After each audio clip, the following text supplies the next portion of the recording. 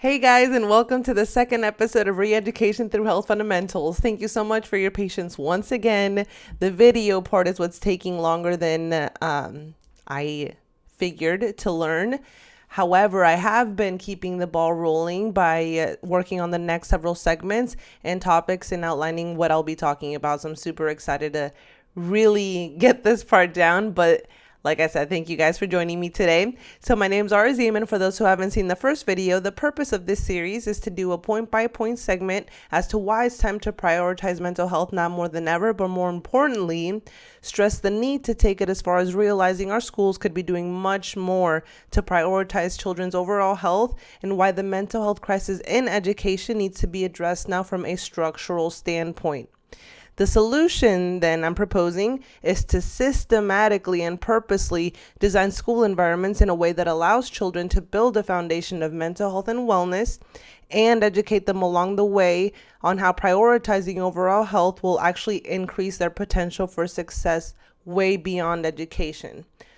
All of which will be done in this series by connecting different knowledge and research in a way that challenges the way we currently view and prioritize mental health and wellness in our own lives. Hold on, because absolutely everything I mentioned today will add up and connect together in a big way in the end. So mental health, as it turns out, is actually one of the most incredibly powerful tools that many of us, for many different reasons, aren't able to take full advantage of today. So I'll actually be going over some of those raw powers from angles you probably never even thought of or heard of, and also discussing some of the major ways mental health impacts not only learning, but overall physical health and success in the long term. I'll be providing all of my work cited in the description box down below in case you want to get a closer look at any of the research I'm presenting today. So in a nutshell, education would be far more successful if it were not so frequently disliked. Seems like a super simple concept, right? But there's actually science behind it that explains why. This is what I mean. So a positive emotional climate within a classroom has shown to be the most powerful predictor of a student's motivation to learn. Happier students are more engaged in learning in school. More happiness leads to better life outcomes. And positive moods are associated with more expansive and integrated thinking and learning and with detecting global patterns. So in other words, it is known that learning and success are both byproducts of a domino effect which begins at a mental state. Further research on child development done by Harvard University found that children's emotional development is actually built into the very structure of their brain. This actually suggests that emotional development is an integral part of overall early development in children. Yet, emphasis on emotional development in the structure of early education especially is virtually non-existent, which is actually, and again, the very place where a large portion of a child's early development takes place. Why it matters then in the long run. Another separate series of studies also done at Harvard found that early childhood development and lifelong health are deeply connected, meaning the quality of early childhood development affects health in the long term. So again, I realize that schools were created long ago for a certain way and for specific reasons, but when we now have research indicating on how we can actually better structure our school environments in a way that helps children succeed overall, why haven't we yet done anything to start even talking about making these structural changes? But anyway, knowing just how much a child's thoughts and emotions have the potential of impacting not only learning but lifelong health allows us to see the structure of education then a little bit differently. So for starters, we can broadly stop reverting to the assumption that a student hates math, for example, for the subject itself, especially in early education. What I mean is we must now begin to acknowledge the larger possibility of the actual cause being that the child, for example, doesn't like to feel confused or intimidated and or exposed when it comes to learning that particular subject in class, if not due to some other external emotional distress. In the matter of education, though, it boils down to the school's ability to address the problem at the root, which again can be largely done and is centered around the structure of how children are taught. And I do understand, and there's no question, that there will be children who enter school with a prior mental illness of some sort, whether due to a combination of environmental or home factors or chemical imbalances in the brain. So I'm not saying that schools are the underlying cause of all mental health cases in education, because in reality, mental health stems from multiple factors. What I am saying is the more we can work towards better designing schools to promote the foundations of mental health, again, especially in early education, the easier it will be to prevent new cases, as well as to identify or manage pre-existing and or rare mental health cases. So not only should the foundations be introduced in early education, but structurally promoting ongoing awareness and maintenance is crucial for success in the long run and for sustaining health in the long run. A recent working paper from the National Scientific Council on the Developing Child discusses how a child's capacity to manage emotion develops in a complex interaction with their environment, in addition to ongoing mental, physical, and social development. So to break that down, building a foundation of mental health is definitely a start, but this implies that for long-term success, the child must be to some degree consistently self-aware of their actions and emotions, along with having the ability to consciously regulate them as needed.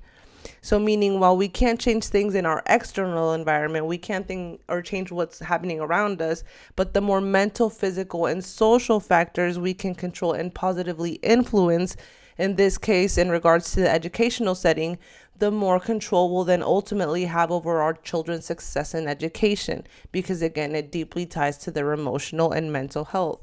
On the contrary, toxic stress actually weakens brain development, which can lead to lifelong problems in learning behavior and physical and mental health. So obviously experiencing stress is necessary for development in the first place, and that's apparently just called stress. However, when stress responses remain activated at high levels for significant periods of time, it now becomes what is called toxic stress, and in the context of learning, can impair the development of neural connections, especially in the areas of the brain dedicated to higher order skills. So, even though there is such a thing, I guess, as an acceptable level of stress, everybody's like, what does that mean? This implies that exposing a child to continuous stress, especially through overloads of information and work, actually ends up weakening their ability to learn. It has also been known for decades that when people learn information for the sake of doing just well on an exam, learning is largely superficial and is quickly forgotten. And this actually ties and rolls back into what I mentioned in the first episode on how overloading senses decreases memory retention, but also decreases general engagement and participation, so impairing learning potential even more. Not so suddenly, the child's entire view of education suffers because they no longer enjoy learning, and that's the real tragedy, in my opinion. So fast forward, let's say this stress pattern continues through most of your educational career. Psychology states that when we experience stress, anxiety, or depression, especially again over prolonged periods of time, our brain perpetually functions on a flight or fight, or what is called an automatic response system. This is when we generally become prone to making quick decisions surrounding convenience and instant gratification, most of which is detrimental to our health in the long run. So staying on the couch, ordering delivery, eating our favorite foods, playing our favorite video games all night, binging our favorite shows, looking on Amazon for things we don't need, overspending in general, toxic relationships, scrolling through TikTok, social media, drug abuse, etc. So by the way, I'm definitely not perfect. I was my own best example of the entire mental health crisis, so I know just how easily these things can happen, and it's not necessarily bad or good. Point is, this is already just a small part of the evidence showing and connecting how our mental and emotional health has influence over our physical health. And let me highlight the fact that it doesn't help that much of our culture today is actually centered around those very two things. So instant gratification and convenience. Worst of all, engaging in those behaviors is now widely normalized, which on its own reinforces the entirety of the mental health crisis. But that's a topic I'll get to on another segment. Fast forward again to adulthood. Let's say this stress pattern continues through adulthood. 95% of who we are by the time we're 35 years old is a memorized set of behaviors, emotional reactions, unconscious habits, hardwired attitudes, beliefs, and perceptions that function much like a computer. So basically, most of what you think, say, feel from early on starts stacking up in your memory and sticking to who you are, and slowly starts becoming a part of your personality. Generally speaking, the more you practice or express a certain behavior, the more likely and the quicker it sticks to your automatic response system. This is how your habits become a large, deeply integrated part of who you are. The longer you sustain any habit, whether good or bad, the harder it will be to get rid of it. Not impossible, but the process to gain or get rid of any habit is ongoing and requires conscious, intentional action. If you haven't read the book called Atomic Habits by James Clear, I highly recommend it. So indeed, yes, conscious, intentional action. Doing things with a meaningful purpose seems to be a habit that only gets more and more rare with time, it seems like. And for those who aren't really familiar with the practice, meditation is actually a form of conscious, intentional action in which the purpose is to train attention and awareness in the present and achieve mental and emotional clarity and stability. So even though meditation is often thought to be purely connected with certain religious practices or even yoga, the nature of meditation itself is actually structurally designed to regulate mental health directly at the source. As a matter of fact, the success potential of meditation is actually 100% backed by medical, biological, physiological, neurological, psychological research, among other things. This is probably one of the most fascinating things I've ever come across. So this is just part of it.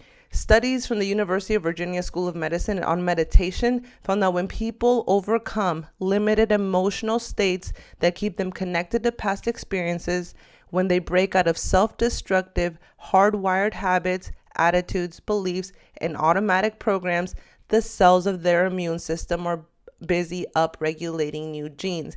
In other words, this is really cool. The more you learn to break out of these negative emotions and cycles, and the more consistent you are at one, not only keeping them away, but two, learning to internalize and maintain elevated emotions. And elevated emotions are things like love, gratitude, inspiration, happiness, honor, passion, compassion, etc. The more your immune system actually self-improves, chemically extending the potential all the way to the genetic level. You guys, this is huge. There is research now that 100% backs this. It's not just hippie stuff anymore, it seems like. If this alone doesn't scream the importance of mental health, I don't know what does. Actually, this might.